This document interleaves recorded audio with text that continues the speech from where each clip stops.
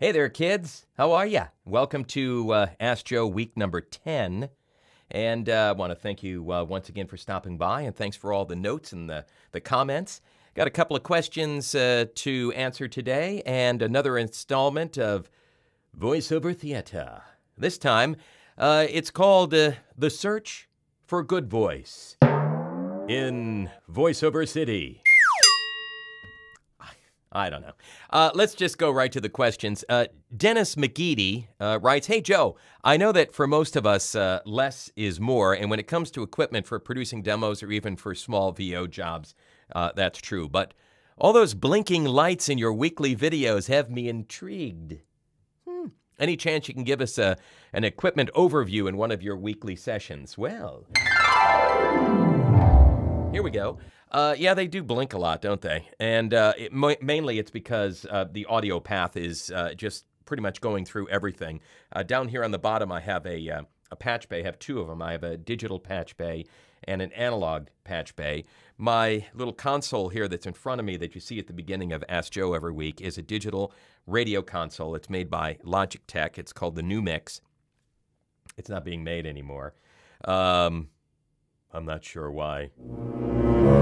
But it works great. I love it. It has a separate CPU with they call it an audio engine that I keep in an ISO box. That's on the other side of the room. In the new studio, it'll be in a machine room, and so it'll be extremely quiet. Over here on the list of outboard gear, up on top is an Aphex Tube Essence 2-channel microphone preamp.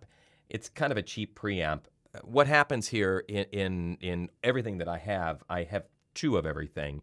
So I'm into redundancy. Just in case something gives out, I have a backup. So I pretty much never use that unless I have a guest and we're recording something and I can plug one of my Neumanns in on the guest mic side, and then maybe I'll use that as a preamp. Underneath it is a DBX. It's a compressor limiter. 166A. It's, again, I don't use it for my voice channel at all, but I do use it if I want to just give a little bit of compression, expansion, just kind of even off a demo. I might run it through it. After I've produced it and put it all together, I'll run it through it and just kind of even it all off. Underneath that is my lexicon, and it's a voice processor. Not only voice, it does a little bit of everything. You can do reverb with it and phasing and all kinds of flanging weird stuff. As you can see, it's off at the moment. Why is that? Is it possible that it's unplugged? Nope, there we go, more light. Dennis. Underneath that is what I use as my preamp for my headphones. And I was just using a standard little preamp, but I picked this up because I can throw a little bass, a little treble, you can control left and right, you can do little tweaks with it. And I would rather tweak what I'm hearing in my headphones to make me happy, make me sound like I'm sounding better than I really am, than color the sound that's going out either into the Pro Tools or to my ISDN session. So that's just for my headphones. And then I've got my Zephyr, and beneath that is the old Avalon preamp, which I love dearly. Hold on one sec. It's an M5. Over here is my LA4 compressor limiter. I use that when I'm doing radio imaging, to give it that pump. Below that is my Beverly Hills signature sign, and my other Zephyr. And then, as I said, my digital patch and my analog patch. And I'll use the analog patch if I am going to do a voiceover session where it's a phone patch. I don't have a phone hybrid for patching into a phone line, I use my Zephyr. And I'll patch analog out and into the Zephyr and then select POTS, plain old telephone service, and either dial up the person that I'm going to be doing the voiceover with, or they will dial in on my cell phone, and I'll do a merge on the cell phone with the Zephyr and that. That way I can hear them in my headphones, they can hear me coming through the microphone, and they're getting to hear a true representation of the session. And over on the other side here that you can't see, I have two CD players. Underneath down here is my mega amp that powers the studio monitors for monitoring audio. And as I look around, I believe I've touched on everything. Thanks, Dennis, for that question. Heather Martinez writes, Joe, I love your videos, and I just have to ask you one question. Is that your real hair? Actually, Heather, it's not. It's Don LaFontaine's, and I have it on loan for this month. Thank you. Okay, it's time now for VoiceOver Theater. How do you follow up Randy Thomas? Come on, give it up for Randy Thomas on VoiceOver Theater last week. She was amazing.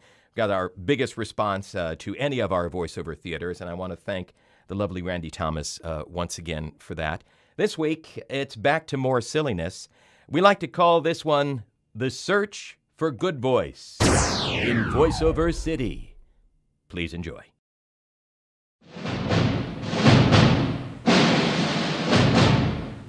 This is the city where 1,000 voiceovers are being recorded at any moment of the day. Let's take a moment and listen to the sound of the city. VoiceOver City. In a world, in a world, in a world, in a world, in a world, in a world, in a world. That's enough. Today, let's focus on one man and one booking. It all begins with a phone call. I'm coming. Stupid phone rings whenever I'm trimming my chest hair. It just got near the nipples, too. I can't believe it. Hello? Is it your agent's office calling? Is this Rodney P. Good Voice? Good Voice is a hack. I'm Reston W. Voice Walt, Esquire. You're not Rodney P. Good Voice? No, I'm not. Now I gotta get back to trimming. Yes, hello. It's Rodney's agent calling. Is he there? Hello? No, he's not. I think he's at the station doing radio imaging. Let me ask you something. Do you think Ryan Seacrest is gay? I think he's just Metro. Oh, well, I love him anyway. He has such nice teeth, don't you think? Yes, ma'am. Can you call Rodney on his cell and let him know that... His what? Oh, never mind. I'll keep looking. He's got to be at the studio by 9. Try Musso and Frank's. He loves it there. As the search for Good Voice continues, the networks were clamoring for another voice to fill in. Tonight on Lost, the fat guy... I'm sorry, could I start again? Oh my God, this guy is awful. He sounds terrible. Yeah, you ought to look in the window here. He's freaking ugly. Really? Yeah.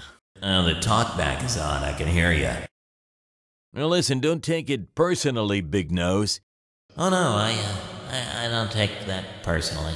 It was then that the call went out. Is he at NBC? CBS? Mutual? ABC? But wait, finally, Good Voice has been found. He's on his way to the studio. Set up that booth now. Get it ready. Cue the setup announcer. Test 1, 2, 3. Is this microphone working? I'm speaking to you from my mouth with one convenient location. Oh, I'm just kidding. Wait a minute. Here he comes. The mic is working. Here comes Good Voice. Shh, wait. He's the best in the business. Tonight on Fox. That's it. Cut, Fred. We got it. Oh my God, that was fantastic. I told you he could do it. You know, I wrote that. I know. You did a great job, too. Great job. I think what you do at your job is fantastic. Wait, let's kiss.